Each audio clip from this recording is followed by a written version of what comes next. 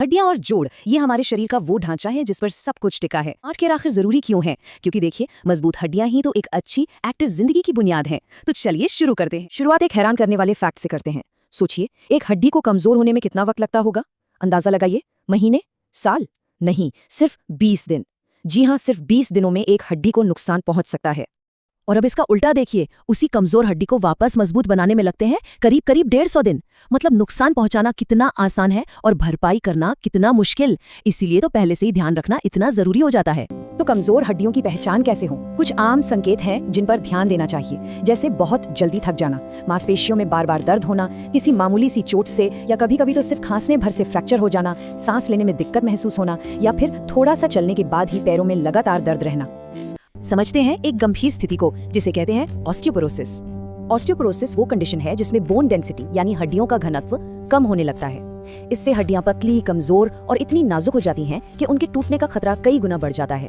दोनों में फर्क समझना हो तो ऐसे समझिए, एक सेहतमंद हड्डी अंदर से ठोस और मजबूत होती है, वहीं ऑस्टियोपोरोसिस वाली हड्डी अंदर से खोखली हो जाती है, बिल्कुल उस लकड़ी की तरह जिसमें दीमक लग गई हो, जो बाहर से तो ठीक दिखती है पर अंदर से पूरी तरह खोखली और कमजोर हो चुकी होती है। तो ये बोन लॉस होता क्यों है? इसमें सबसे बड़ा रोल करीब 40% हार्मोन्स का है। खास तौर पर महिलाओं में मेनोपॉज के बाद एस्ट्रोजन हार्मोन की कमी से हड्डियां तेजी से कमजोर होती हैं। इसके अलावा हमारी डाइट, कसरत की कमी और बढ़ती उम्र भी इसके लिए जिम्मेदार हैं। यहाँ एक बहुत ही दिलचस्प साइंस काम करता है। हम सब जानते हैं कि हड्डियों के लिए कैल्शियम जरूरी है, तो हम कैल्शियम लेते हैं और वो हमारी आंतों में जाकर स्टोर हो जाता है। लेकिन पता है, वो वहां बस सुस्त पड़ा रहता है, कुछ नहीं करता। अब आता है असली हीरो, विटामिन डी।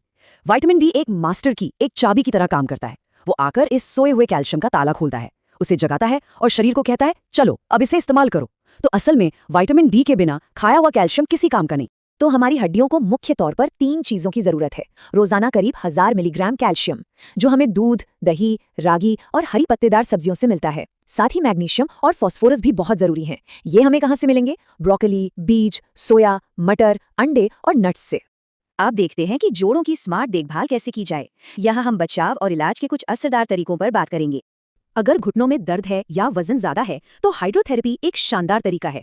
सोचिए, जब हम जमीन पर चलते हैं तो हमारे शरीर का 100% भार घुटनों पर आता है, लेकिन जब हम कमर तक पानी में चलकर एक्सरसाइज करते हैं तो ये भार लगभग आधा यानी सिर्फ 50% रह जाता है। इससे बिना दर्द के मसल्स को मजबूत किया जा सकता है। और नी रिप्लेसमेंट या घुटना बदलवाने का फैसला कब लेना चाहिए? एक्सपर्ट्स के मुताबिक 3 बड़े रेड फ्लैग्स हैं। पहला, जब दर्द इतना ज्यादा हो कि रातों की नींद खराब होने लगे। दूसरा, जब दर्द की वजह से 100 मीटर चलना भी दूभर हो जाए। और तीसरा, जब रोजाना दर्द से राहत पाने के लिए पेन किलर पे निर्भर होना पड़े। इसे अपने भविष्य के लिए किया गया एक इन्वेस्टमेंट समझिए। इस पूरी बातचीत का जो सार है ना, वो इस एक लाइन में छिपा है: जवानी में जमा करो और बुढ़ापे में खर्च करो। ये बिल्कुल एक बैंक अकाउंट की तरह है। करीब 30 से 35 साल की उम्र तक हम अपने बोन बैंक में हड्डियां जमा करते हैं, उनकी डेंसिटी बढ़ाते हैं, और ये वो इन्वेस्टमेंट है जिसका फायदा हमें जिंदगी भर मिलता है। ये बैंक जितना भरा होगा, बुढ़ापा उतना ही मजबूती से गुजरेगा। अगर आपको यह जानकारी काम की लगी हो तो इसे लाइक करें, अपने दोस्तों और परिवार के साथ शेयर करें, और ऐसे ही और विश्लेषणों के लिए सब्सक्राइब करना ना भूलें। धन्यवाद।